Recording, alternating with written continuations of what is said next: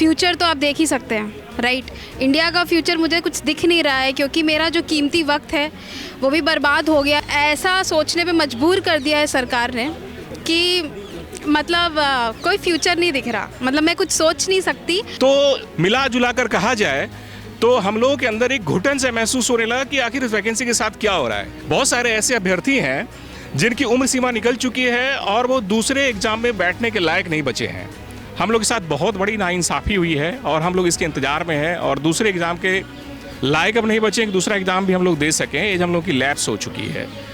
Ma'am, आपने एक नारा सुना होगा, प्रधानमंत्री कहते हैं बेटी बचाओ बेटी पढ़ाओ, और इस समय बेटी खुद रोड पर है और आपकी जो मांगे है वो पूरी नहीं हो रही, क्या कहना चाहिए?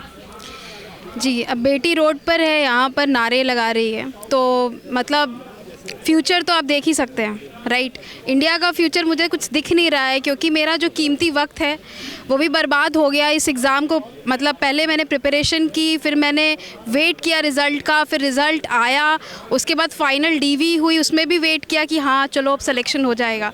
बट इससे अच्छा अब मैं ये सोचती हूँ कि सिलेक्शन ना ही होता तो बेटर होता, बिकॉज एक तरफ ये होता ना कि चलो छुट्टी मिल गई भाई, नहीं हुआ कुछ और, मैं कुछ और कर लेती, बट ऐसा तो कुछ हुआ नहीं। सो मतलब सिलेक्शन हो गया, अब तो मैं यही सोच रही हूँ कि क्यों ही हो गया। मतलब अब ऐसा सोचने पे मजबूर कर दिया है सरकार ने कि मतलब कोई फ्यूचर नहीं दिख रहा, मतलब मैं कुछ सोच नहीं सकती। और अभी वक्त ऐसा, यहाँ पर मैं यहाँ खड़े होकर नारे लगा रही हूँ, ये कर रही हूँ, वो कर, सरकार को थोड़ा ध्यान देना चाहिए, इस बात पे ध्यान देना चाहिए कि यहाँ पे नारियाँ भी आके यहाँ पर गुहार लगा रही हैं, अपने कुछ कहने को इच्छा रख रही हैं इस वैकेंसी के लिए। तो मैं 3 साल तो बीत चुके हैं, सरकार से यही दरख्वास्त है कि प्लीज़ नियुक्ति दे दी जाए। बहुत टाइम हो गया, 3 साल आई थिंक मैक्सिमम होते हैं किसी भी मतलब वेट करने के। अब तो अपर आप भावुक भी हो रही है और आपकी मेहनत जो है वो ये रंग लाई है कि आपका सिलेक्शन हो गया, उन सब के बाद भी आपको पोस्ट नहीं मिली, तो अपने आप में बहुत बड़ा दुख है। एग्जैक्टली बहुत ही बड़ा दुख, क्योंकि हम लोग तैयारी करते हैं, फिर उसके बाद वेट भी करते हैं और बस वेट करते रह जाते हैं और फिर यहाँ आ जाते हैं, जैसे होता है यहाँ आ जाते हैं फिर हम लोग। पीएम सबसे क्या रिक्वेस्ट करते हैं? बस यही रिक्वेस्ट है सर, अब हम बच्चे हैं और हम लोग कुछ ज़्यादा कर नहीं सकते, पावर आपके पास है, तो हम सिर्फ नारे लगा सकते हैं, तो इतनी ही हमारी मतलब है। तो हम बस यही रिक्वेस्ट है कि प्लीज़ नियुक्ति दे दी जाए, और तो हम कुछ कर नहीं सकते, बाकी आप तो जानते ही हैं सब। कहाँ से आए? जी, मैं बिहार से आया हूँ। बिहार से आए? जी। तो जब तक ये मांगे पूरी नहीं हो जाएगी, एमईएस में जो आपकी जाहिर मांगे हैं 3 साल से लगातार चल रही है, जब तक ये पूरी नहीं आ जाएगी इसी तरीके से धरना चलता रहेगा? जी बिल्कुल, हम लोगों ने काफ़ी घुटन महसूस किया है। एक्चुअली क्या है कि इस वैकेंसी के हुए लगभग 3 साल हो गए, लेकिन आज तक किसी तरह की कोई भी जो ऑथेंटिक इन्फॉर्मेशन जो ऑफिशियल वेबसाइट पे होनी चाहिए कि इस वैकेंसी के साथ क्या चल रहा है, इन्होंने आज तक कोई भी इन्फॉर्मेशन देना मुनासिब नहीं समझा।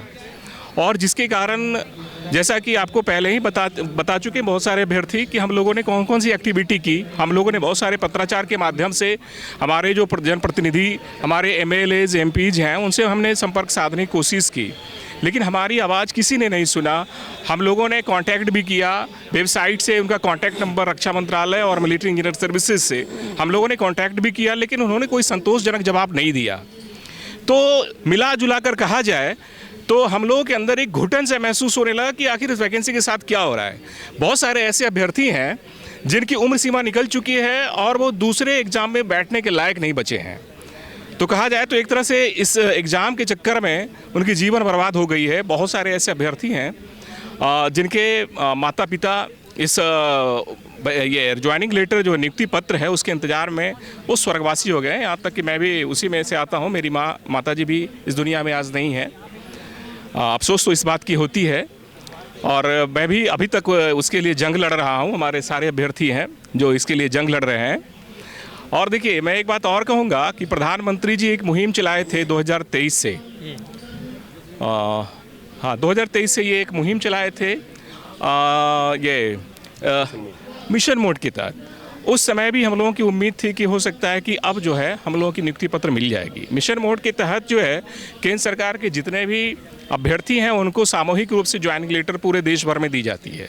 हम लोगों को काफ़ी उम्मीद थी, लेकिन फरवरी मार्च में वो ख़त्म हो गई, तो फिर हम लोगों ने उम्मीद तोड़ दिया और इस तरह से हम लोग एकदम घुटन सा महसूस करने लगे। हम लोग का कोई भी, यहाँ तक कि वेबसाइट में कोई हेल्पलाइन नंबर नहीं है। तो इस तरह से मिला जुला करके कहा जाए कि हम लोग के साथ बहुत बड़ी नाइंसाफ़ी हुई है और हम लोग इसके इंतज़ार में हैं और दूसरे एग्ज़ाम के लायक अब नहीं बचे कि दूसरा एग्ज़ाम भी हम लोग दे सकें। एज हम लोग की लैप्स हो चुकी है। तो एक तरह से कहा जाए तो हम लोग मिलिट्री इंजीनियर सर्विसेज के पीड़ित अभ्यर्थी हैं, जिनके ऊपर एक तरह से कहा जाए तो अत्याचार है। प्रधानमंत्री नरेंद्र मोदी जी का नारा है कि युवा जो है हमारे देश की शक्ति हैं, और एक नारा और है, बढ़ेगा भारत तो बढ़ेगा भारत। लेकिन ऐसा कुछ नहीं दिख रहा। ये सिर्फ कहने की बातें हैं। धरातल पर क्या ये बातें चल रही हैं, कैसी हैं, ये सभी को पता है, ये सभी को जानकारी मिली हुई है। बहुत शुक्रिया। तो आज हम आए थे जंतर मंतर पर, और जंतर मंतर पर यहाँ पर आपने देखा तमाम अभ्यर्थी जिन्होंने अपनी मेहनत से MES मिनिस्ट्री ऑफ डिफेंस में जो है अपनी परीक्षा तो पूर्ण की, डॉक्यूमेंट वेरिफिकेशन भी हो गई, पर सरकार के जो नारे हैं वो सिर्फ हवा में रह गए, धरातल पर नहीं उतरे और अभी तक इन्हें ज्वाइनिंग लेटर भी नहीं दिया गया है। इन सभी अभ्यर्थियों का ये भी कहना है कि जब तक हमें ज्वाइनिंग लेटर नहीं मिलेगा, हमें काम नहीं मिलेगा, तब तक हम जो है या तो करेंगे या फिर मरेंगे, क्योंकि अब सरकार ने जो दूसरा ऑप्शन है वो हमारे सामने नहीं छोड़ा। अब ऐसे में देखना होगा रक्षा मंत्रालय, भारत सरकार इन अभ्यर्थियों की मांगे कब तक पूरी करेगा। वीडियो जर्नलिस्ट गौरव के साथ चिराग जैन, जंतर मंतर, दिल्ली। आप देख रहे हैं सौगंध टीवी, सौगंध वतन की।